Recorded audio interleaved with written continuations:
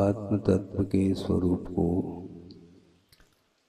जानने के लिए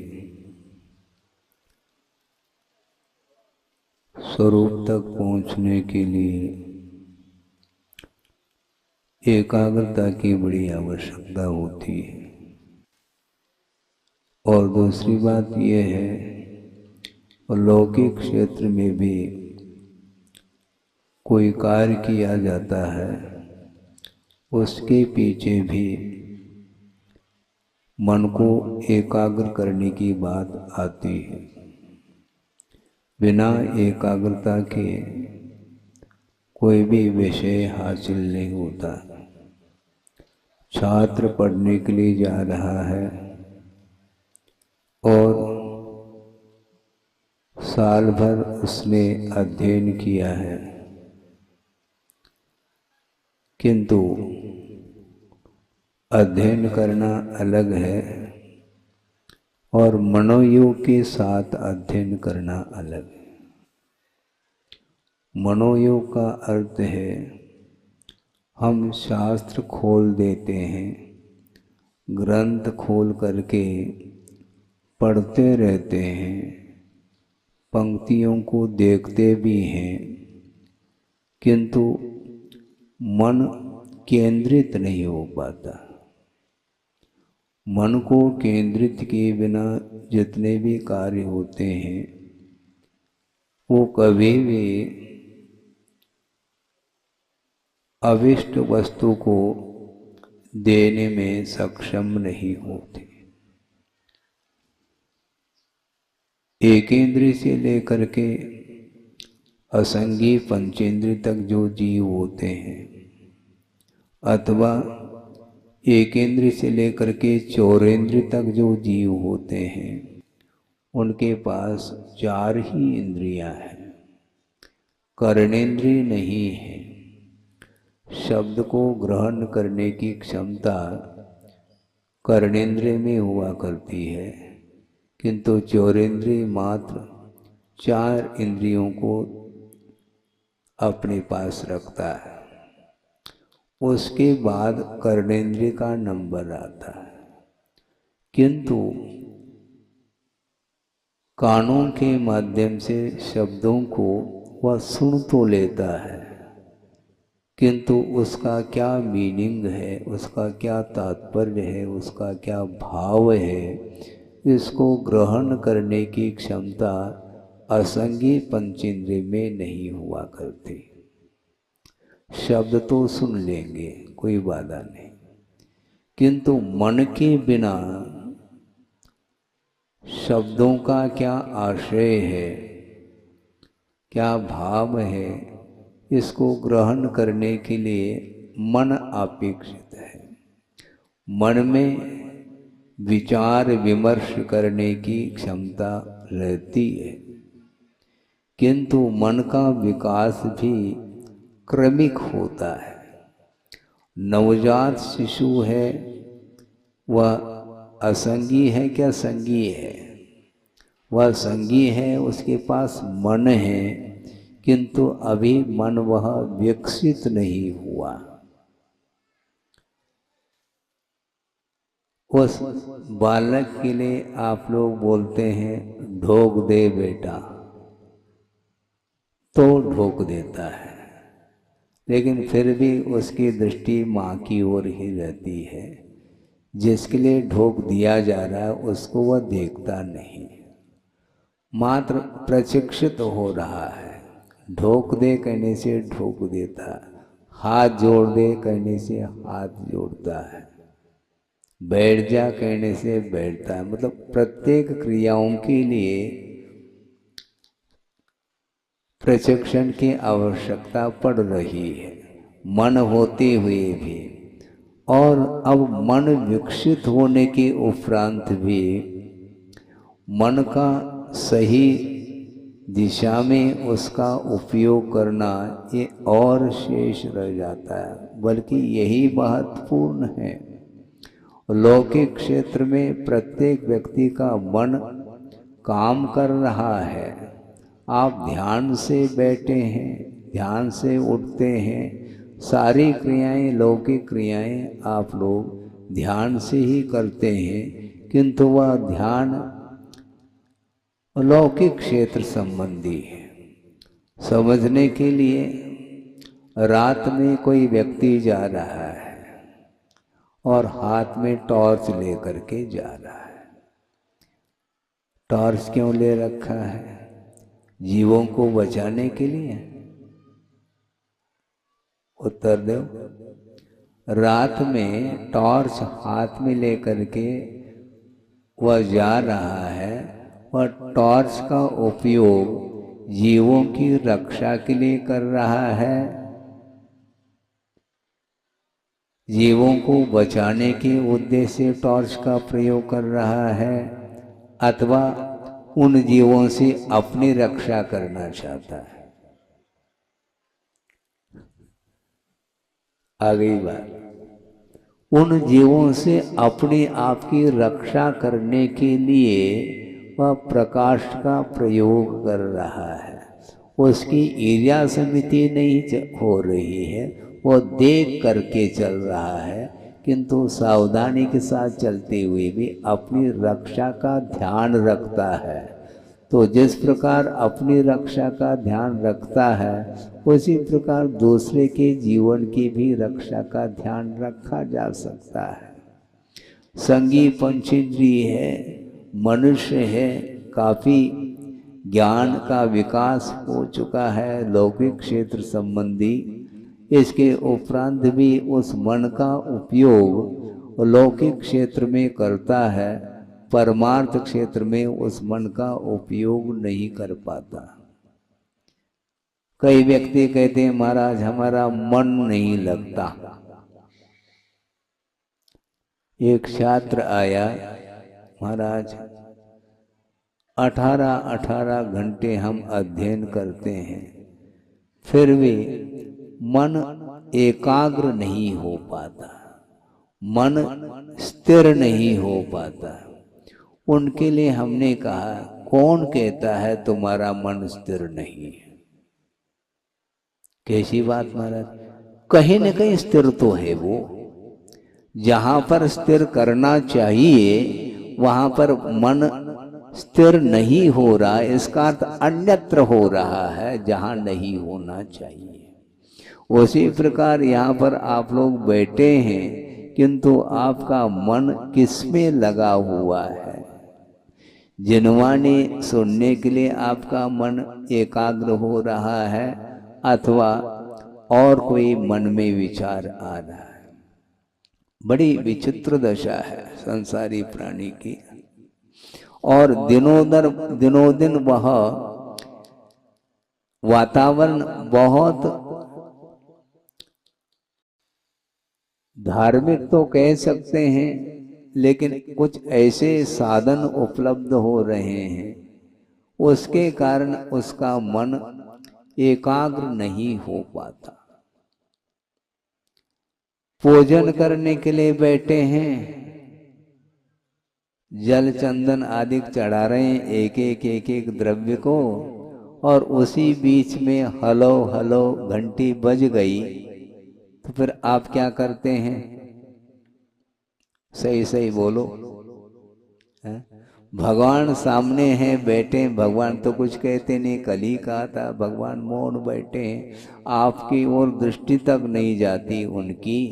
वो ये भी नहीं सोचते कि यह भक्त जो आया है किस ढंग से पूजन कर रहा है, किधर ध्यान है इसका, उस ओर कोई उनका ध्यान नहीं। किंतु आप पूजन करने के लिए बैठे हैं, आप जाप करने के लिए बैठे हैं, और बीच में यदि मान लो घंटी मोबाइल की बजती है, तो उस समय आपके भीतर विचार किस रूप में आते हैं? माला तो फिर रही है, एक एक मणि खिसक रही है। क्या खिसका रहे हैं पता नहीं अपन को है, किंतु उपयोग आपका स्थिर नहीं है। जल्दी करके अर्घम करके वह निकल जाता है। कर ले तो अच्छी बात नहीं है, तो बहुत ही क्या पता ये जो घंटी बज रही है कौन सा समाचार है, सुखद समाचार है कि दुखद है, ये सारा सारा विकल्प उसके मन में उठ रहे हैं। इसलिए धार्मिक कार्य भी निराकुल भाव के साथ निश्चिंत हो करके 10-15 मिनट भी नहीं कर पाता, जबकि मन उसके पास ही है। मन की गति के बारे में कुछ कहा नहीं जा सकता। आगम में यह भी पढ़ने को मिलता है, जैसा कि कल कहा था, अविभागी पुद्गल परमाणु जिसका विभाजन न कर सके उसको पुद्गल परमाणु बोलते हैं। और उसकी जो गति के बारे में भी विषय आता है, एक समय में 14 राजू गमन करने की क्षमता उसके अंदर है। इतनी स्पीडली गति जिसको बोलते हैं। 14 राजू लोक की ऊंचाई है, तो लोक के नीचे अधोगति के एक छोर में वह परमाणु है, और वह किसी भी निमित्त को लेकर के लोकाग्र पर जाकर के वह परमाणु रुक जाता है। तो उसमें कितना समय लगता है? एक समय ओनली, स्पीड से जाए तो। और मंद गति से यदि वह चले तो आकाश के एक प्रदेश से दूसरे प्रदेश में पहुंचने में भी एक समय लगता है। वह मंद गति मानी जाती है। और तीव्र गति से एक समय में 14 राजू पार कर जाता है वह परमाणु। उससे भी गति तेज है मन की। आप यहाँ पर बैठे हैं, किंतु बैठे बैठे पता नहीं कौन कौन से विचार मन में आ जाते हैं। कभी बाल्यकाल का भी दृश्य आ सकता है। सडनली कोई व्यक्ति आ गए, अरे हमने उनको वहां पर देखा था। ये सारा सारा विषय, इसके लिए क्षोभम कहाँ से हुआ है, इसमें मन की एकाग्रता कैसे हो रही है। क्योंकि मन एकाग्र करने के लिए अपनी इच्छित जो वस्तु है उसमें तो बहुत जल्दी एकाग्र हो जाता है, किंतु अपने लिए जो इच्छित वस्तु नहीं उसमें एकाग्र करने के लिए बार बार प्रयास करने के उपरांत भी उसका मन रुक नहीं पाता उसमें। तो उनके लिए ये कहा था उस छात्र के लिए, कौन कहता है तुम्हारा मन स्थिर नहीं है, किंतु जिसमें होना चाहिए उसमें आपका मन टिक नहीं पा रहा है। कोई न कोई विषय होगा उसमें टिक रहा है। तो महाराज अब मन को केंद्रित करने के लिए करें क्या?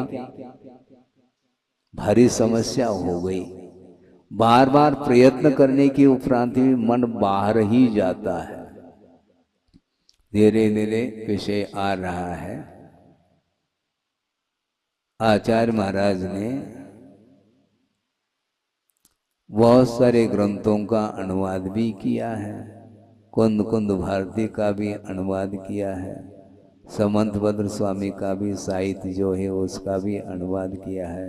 और भी बहुत सारे ग्रंथों के अनुवाद उन्होंने किए हैं। और इसके अलावा स्वतंत्र रूप से भी ग्रंथों की रचना उन्होंने की है, जो कि संस्कृत में भी है और हिंदी में भी उसको रूपांतरित किया है।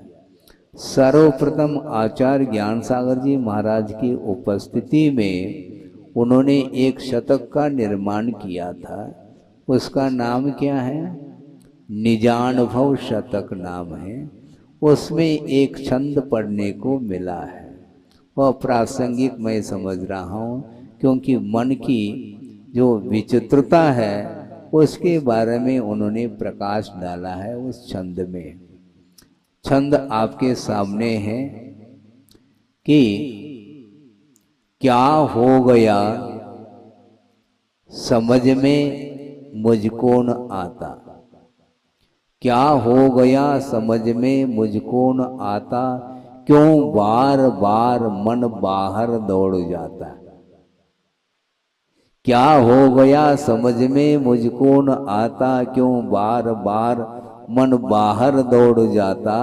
स्वाध्याय ध्यान करके मन रोध पाता, पैश्वान सा मन सदा मल शोध लाता। मन को श्वान की उपमा दी है गुरुदेव ने। मन की वृत्ति कैसी है, श्वान जैसी उसकी वृत्ति है। मान लो वह श्वान पालतू है, किसी ने पाल रखा है और उसके गले में एक पट्टा बांध दिया है और जंजीर अपने हाथ में है और उसके लिए उस प्रकार का मिष्टान देता है जो अपने लिए भी न मिल सके। इस प्रकार उसके लिए अच्छे अच्छे मिष्टान खिलाता है, किंतु ज्यों ही उस गले से उस पट्टे को निकाल देता है तो वह पट्टा कहाँ जाता है। वह श्वान अर्थात कुत्ता वह नाली के पास जाता है सूंघता सूंघता। ऐसा क्यों? अभी तक तो उसको मिष्टान मिल रहा था और फिर भी उस गंदगी पर मुंह मार रहा है। इसी को बोलते हैं श्वान की वृत्ति। उसी प्रकार गुरुदेव ये कहना चाहते हैं, श्रवण के लिए कह रहे हैं, आप लोगों की बात ही अलग है, बहुत दूर की बात है। श्रवण स्वाध्याय ध्यान करके मन रोध पाता, अपने आवश्यकों को पालन करता हुआ निरंतर वह साधना में रत रहने वाला श्रवण है। स्वाध्याय के माध्यम से ध्यान के माध्यम से मन को एकाग्र किया है, किंतु ज्यों ही इन आवश्यकों से वह मुक्त हो जाता है तो मन पुनः वहीं जाता है जहां नहीं जाना चाहिए। पैश्वान सा मन सदा मल शोध। उसी प्रकार एक सज्जन आए मेरे पास, उन्होंने कहा कि महाराज ये आज की बात नहीं, सालों हो गए मुझे आपके पास आते हुए दर्शन के लिए, और प्रतिदिन आपके बाजोटे पर चौकी पर जो शास्त्र रखे रहते हैं वो बिल्कुल ज्यों के त्यों। अभी भी पूरा अध्ययन नहीं हुआ क्या आपका? वही समय सार ग्रंथ रखा हुआ मिलता है, वही सर्वार सिद्धि रखी हुई मिलती है, वही सिद्धांत ग्रंथ रखे हुए मिलते हैं। आपका अध्ययन पूरा नहीं हुआ क्या? उनको ये कहा कि भैया इस भव में पूरा हो जाए मुश्किल बात है। कैसी बात महाराज, ये तो कोर्स की किताबें हैं, इतने साल कैसे समझ में नहीं आ रहा है। आप पढ़ाना चाह रहे हैं कि पढ़ना चाह रहे हैं? उन्होंने कहा पढ़ाई तो पूरी हुई होगी, पूरी हो गई होगी, पढ़ाई पूरी नहीं हुई है, ध्यान रखो। केवल पढ़ने पलटने मात्र से स्वाध्याय नहीं होता। स्वाध्याय का अर्थ होता आत्मसात करने के लिए स्वाध्याय किया जाता है।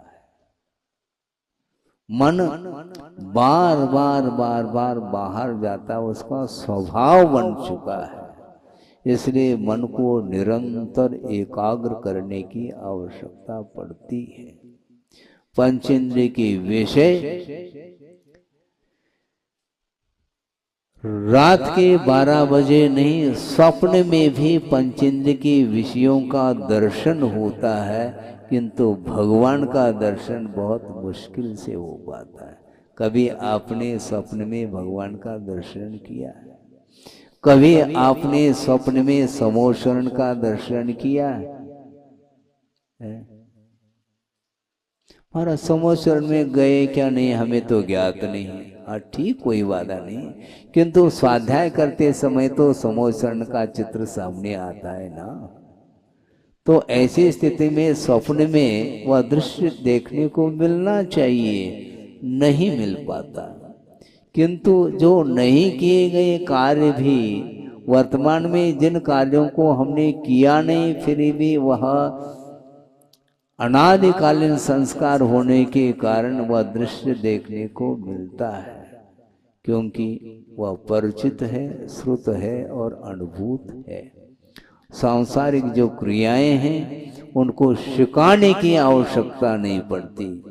नवजात शिशु भी अपनी उंगली को मुंह में देता है, कान में नहीं देता है। कान में दिया उसने, मुंह में क्यों देता है?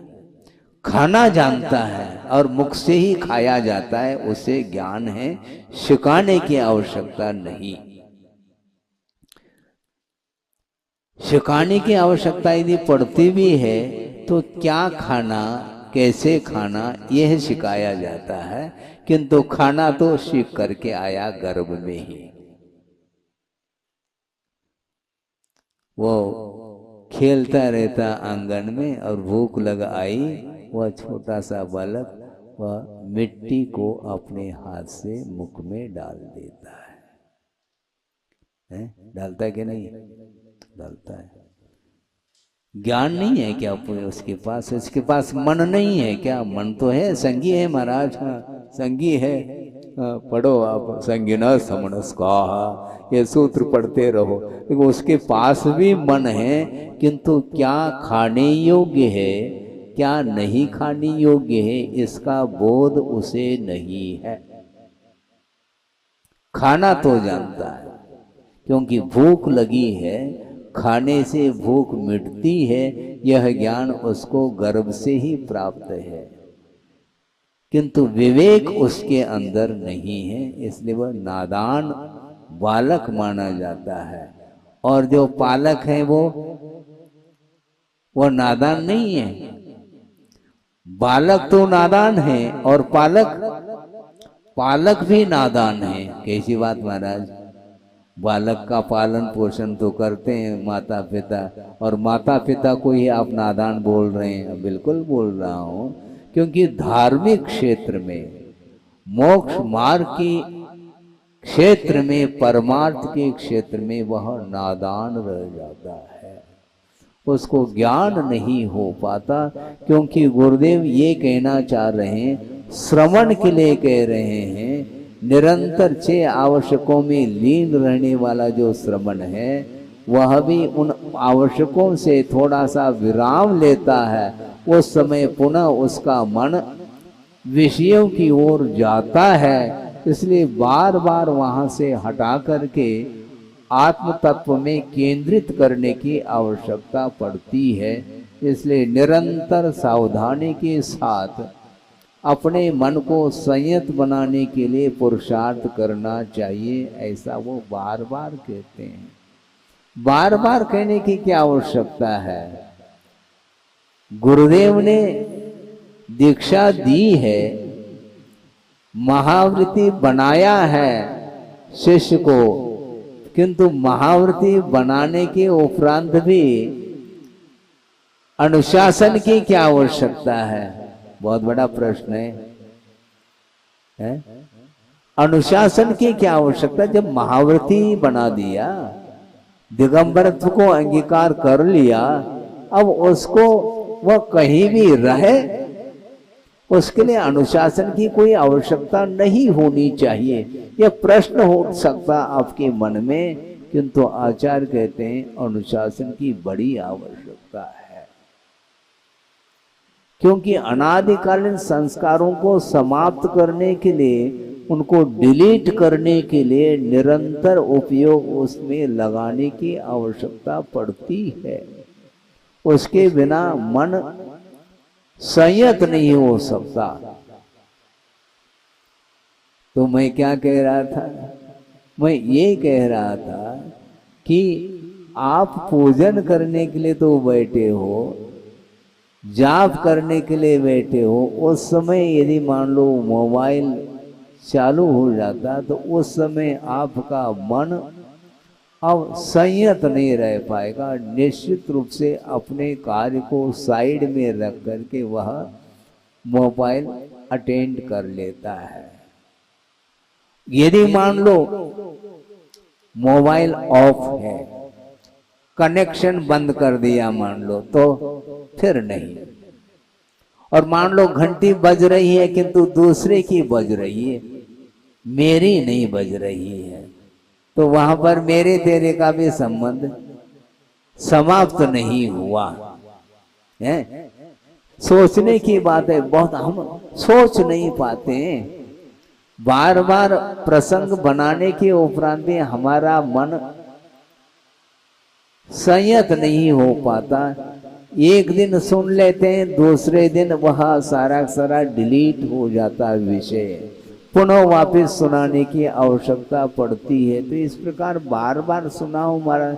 हाँ, सुनाने के लिए तो बैठे हैं, आप सुनने के लिए बैठे हैं, किंतु मात्र सुन करके उसको एक कान से सुन लिया, दूसरे कान से यदि निकाल दिया मान लो, तो कभी भी उद्धार तो नहीं हो पाएगा।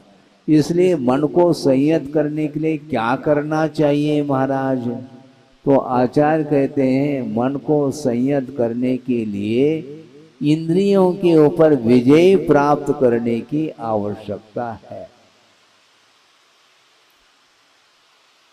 इंद्रियों के ऊपर विजय प्राप्त जब तक नहीं करते तब तक आपका मन उधर ही जाएगा। कोई कह सकता है कि महाराज आंख बेच करके हम बैठे हैं, इसके उपरांत भी मन बाहर जा रहा है ना, और आपने कह दिया कि मन अपने आंख को बंद करके बैठो, बंद करने के उपरांत भी मन बाहर जा रहा है, जाने दो उसको।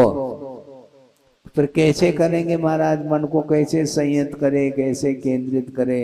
मन को केंद्रित करने की कोई आवश्यकता नहीं, मन अपने आप केंद्रित होगा यदि इंद्रियां अपने वश में हो। संकल्प ले लिया श्रमण ने, 5 इंद्रियों का व्यापार हम नहीं करेंगे। 5 इंद्रियों के ऊपर विजय प्राप्त करने के रूप में 5 मूल गुण उसके पास है। और मान लो मन में ये भाव आ गया कि अमुक सुंदर वस्तु को मैं देख लूं, ऐसा मन में पहला भाव आता है, आने दो उसको। किंतु संकल्प क्या है? 28 मूल गुण में मन को जीतने रूप कोई मूल गुण नहीं है। सुन रहे क्या नहीं श्रमण लोग भी? 28 मूल गुण में मन को संयत करने के रूप में, मन के ऊपर विजय प्राप्त करने के रूप में कोई मूल गुण नहीं रखा। मात्र 5 महाव्रत है, 5 समिति है, 5 इंद्रिय दमन है, 6 आवश्यक है और 7 शेष गुण है। इन 28 मूल गुण के अंतर्गत मन को नहीं रखा। तो मन महाराज फिर कैसे करें? मन तो जा ही रहा है, तो रोकने की बात करते हैं आप हैं? सम्यक योग निग्रहो गुप्ति ये भी कह रहे हैं, हम कैसे रोकेंगे उसको? तो आचार्य कहते हैं रोकने की पद्धति यही है, पहले इंद्रिय का व्यापार समाप्त कर दो। मन में आता है सुंदर वस्तु देखने का भाव, मन में आता है, आने दो, कोई बाधा नहीं। किंतु संकल्प क्या है? रूप का अवलोकन हमें नहीं करना, यह संकल्प है। राग पूर्वक वस्तु का अवलोकन नहीं करने रूप यह मूल गुण अपने पास है, इसलिए संकल्प को हम तोड़ेंगे नहीं। अब नहीं देखेंगे तो दृश्य देखने में आएगा। रूप का अवलोकन जो होता है वह चक्षुन्द्रिय के माध्यम से होता है, और चक्षुन्द्रिय के ऊपर नियंत्रण कर रखा है हमने, हमें देखना नहीं। दृष्टि नासा पे धरे ऐसे रखेंगे तो आप क्या कहेंगे? देखो महाराज हमारे तक हमारी ओर देखते ही नहीं है। आप दर्शन करना चाहते हैं क्या कुछ और चाहते हैं? मुझे बताओ आप है? आप दर्शन करने के लिए आए हैं, वीतराग मुद्रा का दर्शन करने हेतु आप आए हो, आप दर्शन कर लो ना। मैं रूम के अंदर बंद तो हूं नहीं, दरवाजे खुले हैं, आओ दर्शन करो और निकलो। महाराज मेरे ओर ध्यान ही नहीं देते। अच्छा, आपकी ओर ध्यान मैं दूं, अपने आत्म तत्व की ओर ध्यान कौन देगा? है? आपकी ओर मेरा ध्यान जाएगा तो अपनी ओर ध्यान कब आ पाएगा? तो ये है, तो श्रावक के मन में यही रहता है। महाराज तो हमेशा स्वाध्याय में रहते, देखते तक नहीं, बोलते नहीं हैं। ये होता क्या नहीं मन में आता है। समय पर मैं प्रसंग आपके सामने रखूंगा, थोड़ा सा और विषय दे दूं कि इस प्रकार के श्रावक के मन में भाव आते हैं। एक व्यंग्यात्मक प्रसंग याद आ गया। वो विद्वान थे, इसके उपरांत वे व्यंग्यात्मक भाषा में बोलते थे। वो कुंडलपुर की बात है, बहुत पुराना प्रसंग है और दशलक्षण पर्व का वह प्रसंग। और कुंडलपुर में श्रावक गण पंक्तिबद्ध होकर के पड़गान के लिए खड़े हैं। आहार का समय हुआ था और गुरुदेव शुद्धि करके आहार चर्या के लिए निकले और नीचे इर्यापत से नीचे देखते देखते देखते चले जाते हैं। एक दिन हुआ, 2 दिन हुआ, 3 दिन हुआ, 7-8 दिन हो गए और उनको आकुलता होने लगी। उन्होंने कहा कि महाराज, आपकी दृष्टि कीड़े मकोड़े की ओर तो है, किंतु संगी पंचेंद्री की ओर आपकी दृष्टि नहीं जाती है। समझ रहे हैं आप? हम पड़गान के लिए खड़े हैं और हम तो संगी पंचेंद्रिय, हमारी ओर भी तो ध्यान देना, ध्यान आपका होना चाहिए। आप तो केवल नीचे निगाह करके निकल जाते हैं, बीच बीच में देखते हैं, कब देखते हैं आपको ख्याल नहीं रहता है। जब आप हमारी ओर दृष्टि रखते हैं उस समय तुम्हारी ओर दृष्टि हम नहीं रखते। जब आपकी दृष्टि अन्यत्र होती है उस समय आपको देख करके निकल जाते हैं आगे। इस प्रकार की चर्या होती है श्रवण की। तो आचार्य महाराज ने सोचा, अब देखो किस प्रकार ये व्यंग्यात्मक भाषा है ये।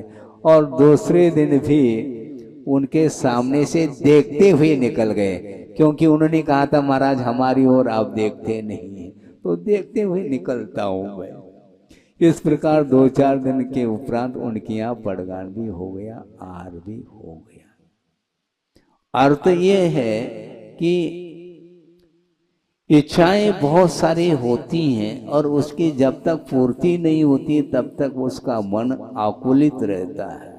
ये तो श्रावक की बात हो गई। श्रवण के लिए ये कहा जा रहा है, मन को संयत बनाने के लिए अपने को इंद्रिय के ऊपर विजय प्राप्त करने की आवश्यकता होती है। क्योंकि मन यदि संतुष्ट होता है तो विषयों से संतुष्ट होता है और विषयों का ग्रहण जो होता है वह इंद्रियों के माध्यम से होता है। इंद्रियों के व्यापार के बिना भिन्न भिन्न इंद्रियों के विषय ग्रहित नहीं हो सकती है। इसलिए मन में भाव आ गया कि अमुक वस्तु को मैं देख लूं, तो संकल्प है मैं देखूं, तब मैं आंख खोलूं तब की बात है। हम आंख खोलेंगे नहीं तो हमेशा बंद करके रखेंगे क्या महाराज? नहीं नहीं, हमारी ओर देखते ही नहीं। ठीक है, आप भगवान बन जाओ, आप ही की ओर हम देखते हैं। हाँ, अन्यत्र देखेंगे नहीं हम। भगवान तो बन जाओ कम से कम है? भगवान तो बनो नहीं। रागी की ओर दृष्टि यदि रख देते हैं श्रवण, क्या प्रयोजन सिद्ध होने वाला है? बल्कि सामने वाले का कल्याण हित करने के लिए यही पद्धति है। उस ओर देखो नहीं, किंतु बिना देखे कुछ हित की बात सुना दो, काम हो जाएगा। देखने की आवश्यकता नहीं। नमोस्तु कर दिया, मान लो आशीर्वाद दे दिया। आशीर्वाद देने के साथ साथ देख नहीं रहे, देखने की आज्ञा कहाँ पर है आगम में, मुझे बताओ। देख करके ही आशीर्वाद दिया जाता है, बिना देखे आशीर्वाद नहीं दिया जाता। मान लो देख करके आशीर्वाद देते हैं, महाराज बोलते नहीं, तो एक एक कदम वो आगे बढ़ रहा है।